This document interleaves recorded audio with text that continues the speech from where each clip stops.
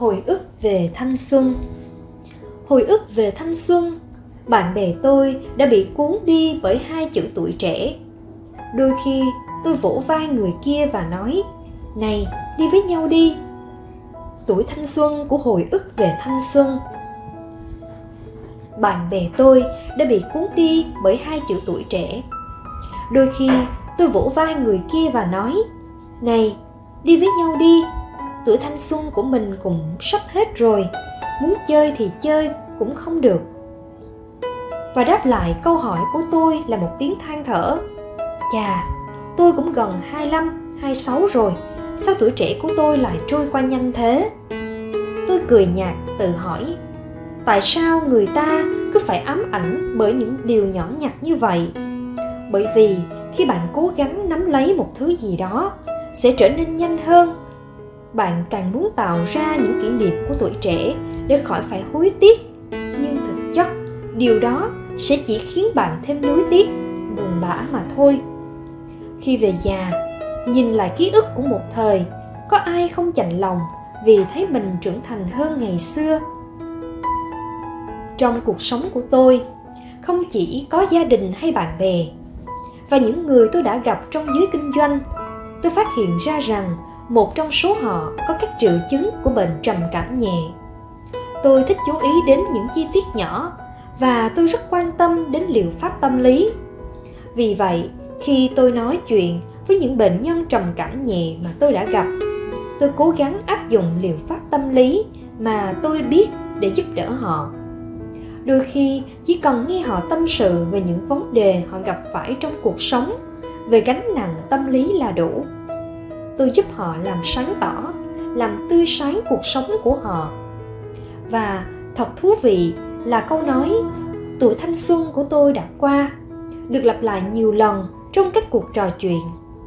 Những người này tuy mới ngoài đôi mươi nhưng cũng chỉ có vài đầu và vai. Việc họ luôn nghĩ rằng mình già đi quá nhanh, điều này khiến cho cuộc sống của họ vốn dĩ đã căng thẳng trong công việc lại càng phải gánh thêm một áp lực tâm lý nào đó. Ai đó đã nói rằng tôi sống cuộc đời đẹp nhất, tuy nhiên công việc tôi làm không cho tôi đủ thời gian để tận hưởng nó. Cuộc sống của tôi trôi qua quá nhanh. Thật ra, tất cả mọi người đều lầm tưởng rằng tuổi trẻ của ai đó, hay nói một cách đơn giản là tuổi trẻ nào cũng phải đẹp thì mới thực sự viên mãn. Bạn không biết đâu, mỗi người đều có một vị trí trong số phận của họ. Suy cho cùng, thứ gọi là thanh xuân tươi đẹp chính là hồi ức đẹp đẽ và mãn nguyện nhất trong cuộc đời. Không phải ai cũng có được tuổi thanh xuân tươi đẹp như vậy. Chúng tôi hiểu rằng những kỷ niệm đẹp về cơ bản không chỉ là về một khoảng thời gian. Những kỷ niệm đẹp đẽ của mỗi người có thể đến sớm, cũng có thể đến muộn, nhưng không có cái nào giống cái nào. Tôi sẽ cho bạn thấy cuộc sống của chúng ta sẽ có những kỷ niệm đẹp khác nhau như thế nào. Đây là hai ví dụ. Ví dụ đầu tiên, một cô gái trẻ đẹp, theo đuổi nhiều chàng trai trong những năm trung học. Cô đã có một mối tình đầu say đắm, một kỷ niệm tuyệt vời mà nhiều người mơ ước. Trong ví dụ thứ hai, cô gái có sức khỏe nhưng không xinh. Cô không có nhiều chàng trai và cô cũng không có mối tình đầu đẹp đẽ. Thứ gọi là đẹp nhất của tuổi trẻ không có trong đời cô. Nhưng bù lại, ở tuổi 30, cô đã trở thành một người phụ nữ khả ái. Cô ấy có kinh nghiệm và cách cư xử chín chắn, thấm đẫm sự đời. Vì vậy, bản thân của cô có thể thu hút sự chú ý của những người đàn ông lịch lãm hơn, lãng tử hơn. Tình yêu của cô lúc này sẽ xoay quanh những chủ đề lãng mạn.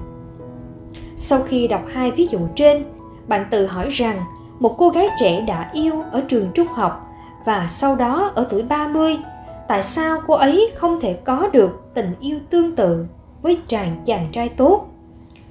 Nếu vậy, những ký ức tuổi thơ còn tuyệt vời hơn không?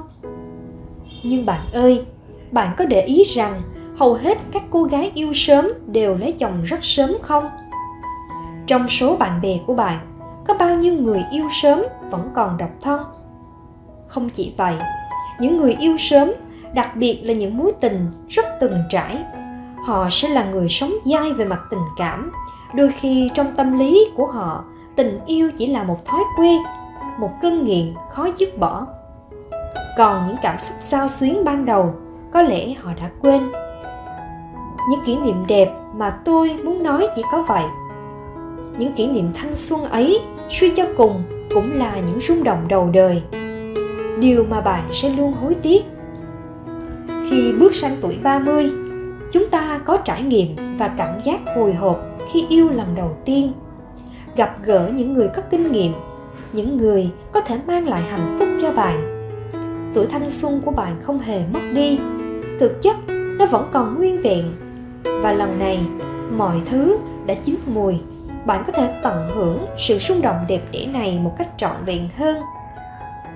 Đó là lý do tại sao tôi luôn khuyên những người bạn than phiền về tuổi trẻ của tôi, đừng lấy tuổi trẻ cho tất cả. Vì chúng ta còn giữ được những xung động ban đầu, thì hãy giữ thái độ ngây thơ trong tình yêu. Tuổi thanh xuân của chúng ta sẽ còn mãi, và những kỷ niệm đẹp sẽ không bao giờ mất đi. Đừng tiếc nuối tuổi trẻ, vì tuổi trẻ chỉ là những con chữ. Chúng ta phải hối tiếc về kỷ niệm về số phận của mỗi người, nhưng số phận của mỗi người là khác nhau. Đừng bao giờ chán nản vì những điều người khác trải qua.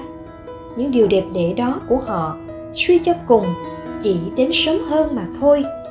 Rồi thì thời điểm của ta cũng sẽ đến.